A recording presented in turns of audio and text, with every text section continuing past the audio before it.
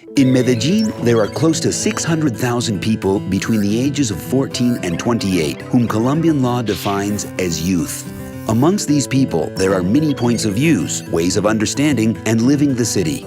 Being a young person is a world full of questions without answers, and those questions are like Medellín, a city that is still young and is continually transforming.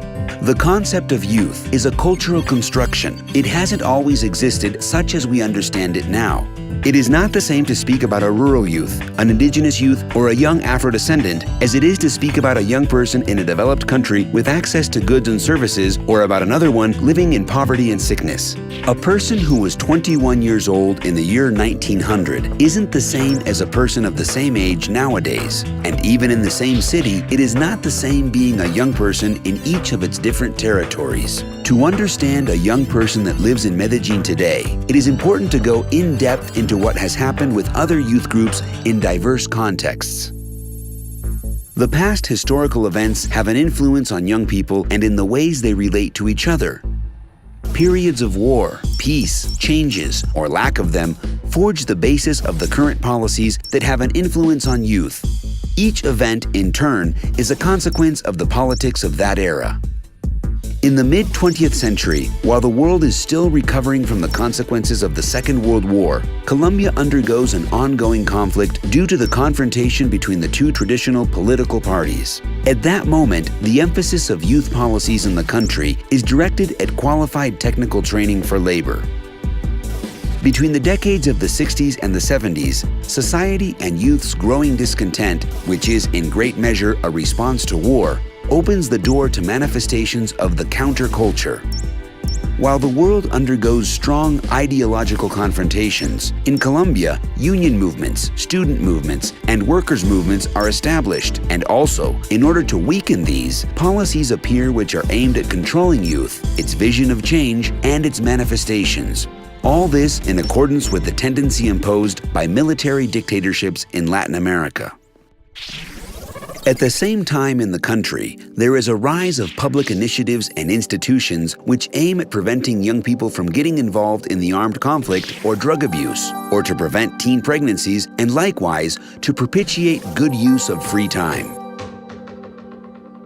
In the 80s, due to generalized poverty all across the Latin American continent, policies for youth and investment for their implementation are oriented towards poverty reduction, prevention campaigns, and the fight against crime.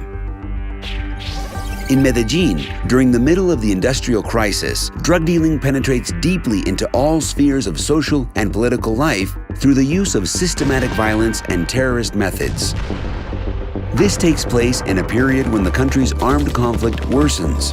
The all-out war between the drug cartels only aggravates the situation and takes it to unimaginable extremes.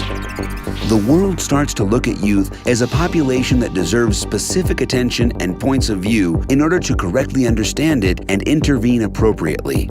New programs monitor and exert pressure on countries so that more direct actions are taken in favor of this population. The decade of the 90s begins with important achievements for democracy and human rights. In 1991, Colombia approves and adopts a new constitution that understands young people as being subject to rights and protection. The participation of youth and of the institutions that attend to them acquire a leading role from then on. And in the following years, there appear in Colombia, Antioquia, and in Medellín regulations which bestow upon the young population new and vital settings. While young people are the population most affected by the conflict that the city is undergoing, the institutionalization around them strengthens. This tendency continues during the first years of the new century.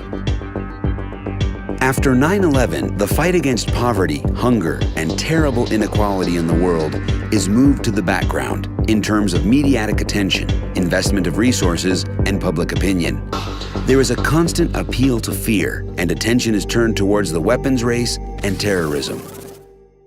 In Medellín, backed up by regulations, diverse projects and initiatives materialize, which understand a young person to be a factor of development and change.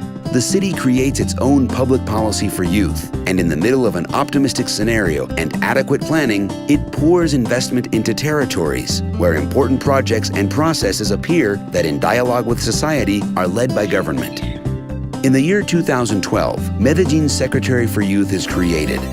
A high-level structure with the sole purpose of articulating public spending, invigorating private investment, and strengthening the community and youth dynamics for the development of young people. The statute that renews the reference framework for public policies on a national level is promoted all across the country and elevates juvenile rights to a constitutional level. There has been considerable advancement in issues of social, cultural, health, and opportunities for young people. But the world, the country, and Medellín still have fundamental challenges to face. Santiago is a 19-year-old young man who, having finished school and after 2 attempts at getting accepted into the university, is still looking for a job that will enable him to become independent and to get a place for him and his girlfriend. It's Saturday. Santiago wakes up at about 9. It is already late for him to go to the rehearsal of the ska band he has with his friends in the library park in the Belén neighborhood. Since he has to get there from Castilla neighborhood by Metro Plus and by Metro, he needs some 30 minutes to get there. There is good news. He was admitted into the Visual Arts program at the Technological Institute of Medellín, and he won a scholarship. On Monday, he will go to the university to find out all about it. These things happen to Santiago because in Medellín, there is a public and private institutionalization that guarantees the availability of resources and services and quickly takes responsibility for the enjoyment of his rights. This is, in real life, the public policy for youth, the way in which a young person enjoys life and develops in the city. For a public policy to truly be public, it must take place every day and transcend different administrations. It must be appropriated and built by society, and it must look to the future. Open, flexible, free, and which continually constructs territories in which all can and want to be present. For Medellín to count on a relevant and renovated public policy for youth in which young people are understood as a motor for development, various lessons from different contexts, times, and places were gathered. The norms and implemented programs were analyzed, and research was done on how young people live today, in accordance with various perspectives and in various places of the city. All this with the aim of measuring both the risks involved and its potential factors. The public policy for youth is a population policy of the vital cycle. What does this mean?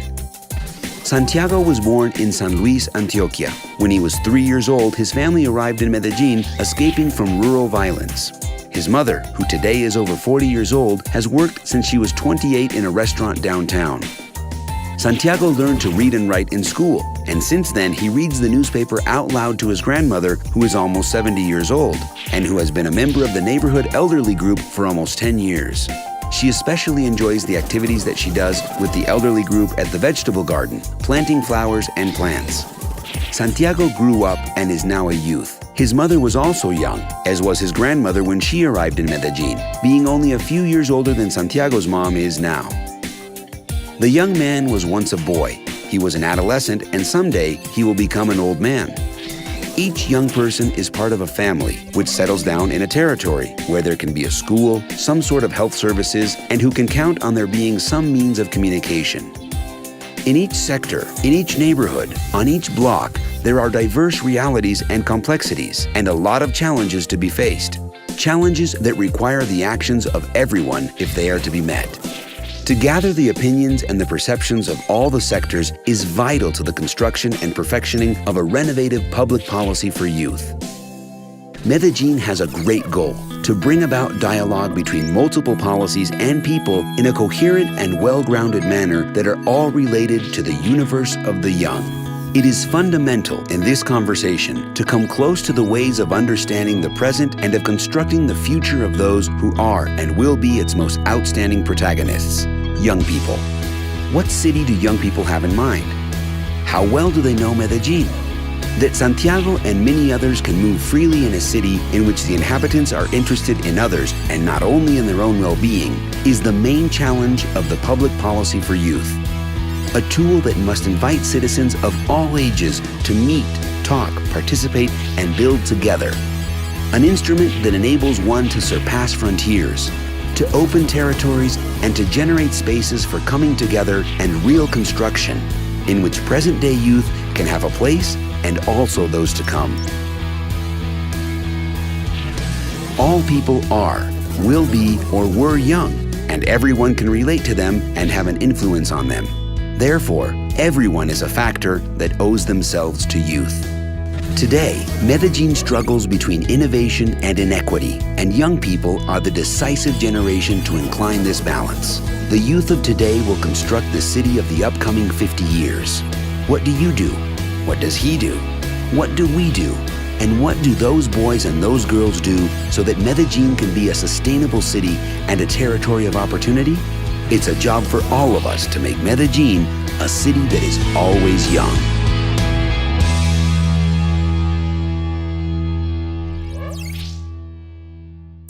Secretary of Youth, Mayor's Office of Medellín. Medellín, todos por la vida.